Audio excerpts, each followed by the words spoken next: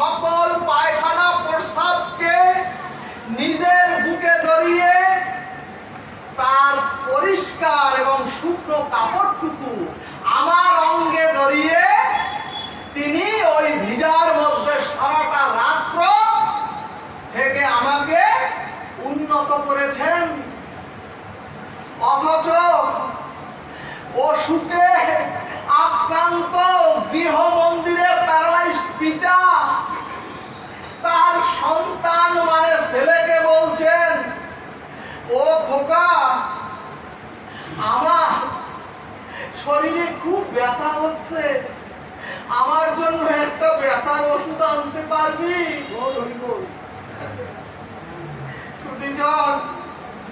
শিক্ষিত ছেলে দরজার কাছে গিয়ে হুঙ্কার দিয়ে বলছে,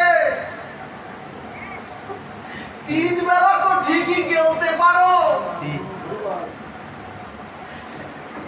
শিক্ষিত ছেলে জন্মদাতাকে বলছে, 3 বেলা তো ঠিকই গিলতে পারো, কথাটা জোরে বলতে পারো না।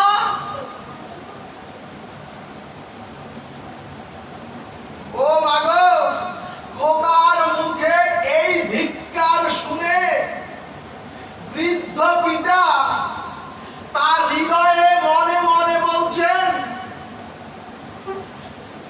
ওরে, আমি এই ছেলেটাই যখন শিশু ছিল, ওরে, এই আমার খোকা যখন ছোট্ট শিশু ছিল, যখন এই ছোট্ট শিশু খোকা যখন আমাকে বলতো, আমাকে কোলে নিয়ে তুমি ঘুরতে চলো, পিতা বলছে, ওরে, তখন আমি এই খোকার প্রশ্ন যতবার প্রশ্ন করেছে, কি প্রশ্ন করেছে ওই খোকা? ও বাবা, এটা কি গাছ? ও বাবা, এটা কি পাখি? ও বাবা, এটা কি ফুল? পিতা বলছে, ওরে, আমি তো এই 10 বার উত্তর দিতে ওই খোকাকে একবারও দ্বিধা করিনি।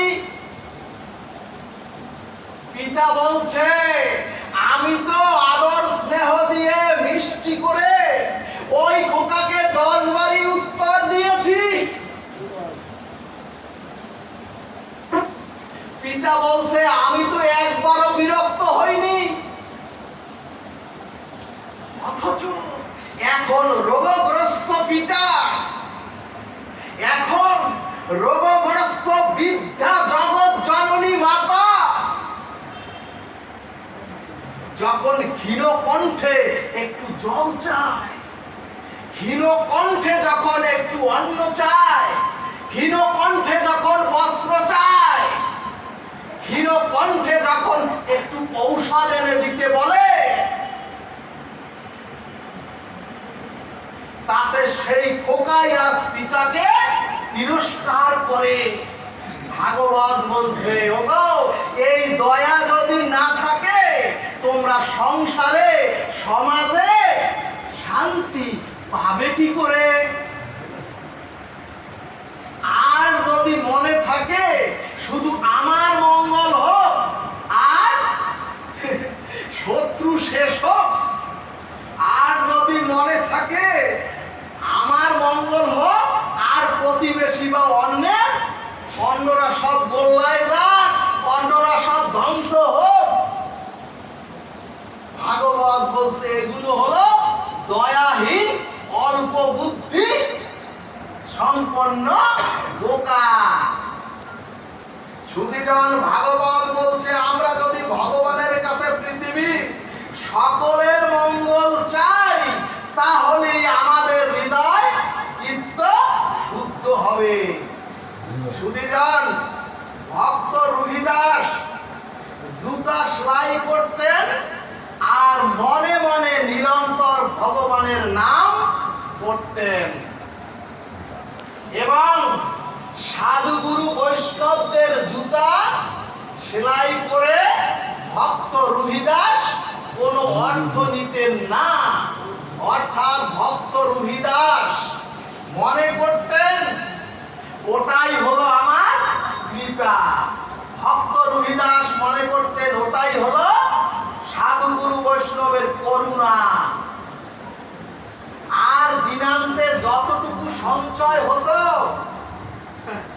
অর্ধেক সঞ্চয় থেকে ভগবত সেবায় লাগাতেন, আর বাকি অর্ধেক যা থাকতো সেটা দিয়ে যত সামান্য রান্না করে ভগবান রাম প্রভুকে ভোগ লাগিয়ে নিজেও প্রসাদ পেতেন। ভক্তবাল চরিত গ্রন্থ দেখালেন ভক্ত রুহিদাস জুতা সেলাই করে সাধু গুরু বৈষ্ণবের সেবা করেন, আর সেই রুহিদাস নিরন্তর সর্বেষু কালেষু মামুষর যুদ্ধ ভগবানের নাম করেন।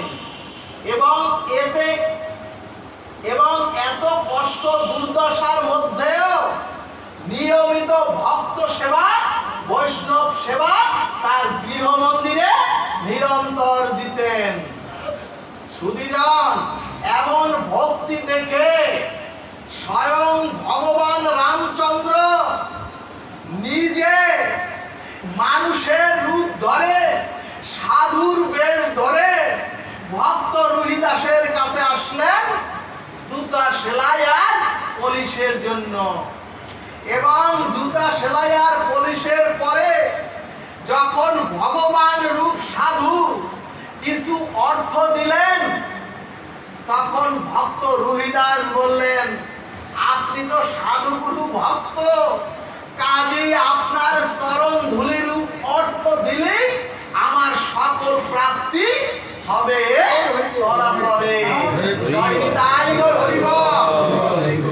তখন ভগবান রামচন্দ্র রূপ সাধু বললেন, তাহলে ওগো আমার এই মূল্যবান জিনিসটি তুমি রাখো।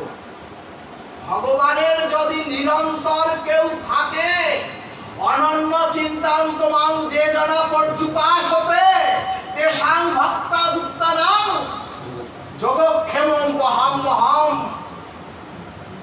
তার যোগ এবং ক্ষেম সব ভগবান নিজে মাথায় করে বহন করেন। যার জন্য ভগবান চিন্তা করলেন ভক্তের সর্ব অভাব যাতে দূর হয়, সেজন্য একটি পরশ পাথর দিলেন ভক্ত রুহিদাসকে।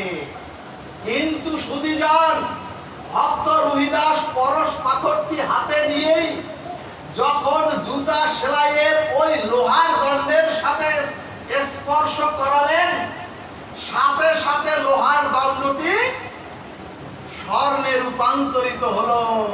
জয় নিতাই গৌর হরি বল।